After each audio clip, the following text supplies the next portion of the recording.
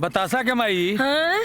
धनवा और बाकी इतने बाहू और बाटे ना घरवा में हो। अरे अरे आराम से आराम से। बाकी होई ना आज। आज ना हो पाई बस अब रह दा जाओ। हाँ कितना होई बिहाने से आदमी यही में लागल बा। 4 बोरा भइल ना। कहता नहीं कि अब धनवा के कंवा जैसे होइए गई। हाँ। तक अरे बतसवा कहत रहल जे कि गंवा में हीरोइन आइल बिया। सुनली रहुओ?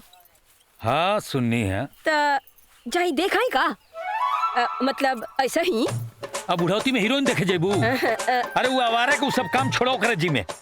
तारा कौन सा हीरोइन बने के बा? मने देख ले तो हीरोइन बन जाए का? बतियाई हटे। पहले जानत रही नहीं रहुआ जाए न दे। मालूम नहीं हमरा के।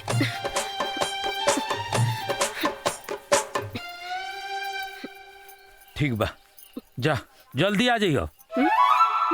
सचो में? अच्छा हाँ जाई। अरे जा ना। अच्छा कपड़ा बदल के आवता नहीं हो। हाँ ठीक बा जा। अच्छा हाँ, ठीक। बतियाई ना हमरा से। हाँ। अच्छा ठीक है जाता नहीं। आम्रपाली हो मन करा था देख ली हाली। अरे पगले अब मंदिर में कुली होता मंदिर में महतारी बेटा दोनों पगला गिल बड़े सो। आम्रपाला के देखे जाता रही। मैडम जी। हाँ आपका जो सीरियल आता था नु पलकों की छाँव में, हाँ। बहुत बढ़िया था। हम तब से फैन हैं आपके। अरे वाह वो तो बहुत पहले की बात है। अच्छा सलमान खान के साथ आपका एक फिल्म आने वाला है? हाय पता नहीं कब आएगी। भगवान करे जल्दी आए। ए बतासा बतासा। हाँ, हाँ, देख हाँ। चाची आवतारी। आई ई कहाँ होती है? प्रणाम चाची प्रणाम चाची। अरे बहुत तू है ना कैसे कैसे बैठी। सही से ना बैठो।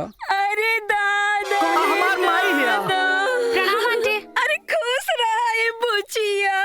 बतासा। तू ही आम्रपाली बाड़ू ए रनिया। हमार लइका ना तोहार इतना दीवाना भर घरे फोटो लगाई के बच्चा दिन रात आरती उतारल करेला। अरे हमार लाल तोहार दीवाना भाई बचिया। तू बाड़ू इतना सुगर। Thank you aunty. अरे अब ई कहत रहनी हो कि कैगो बाल बच्चा बाड़े? वो आंटी मेरी अभी तक शादी नहीं हुई है। कहाँ? अभी ले बिया ना केलू?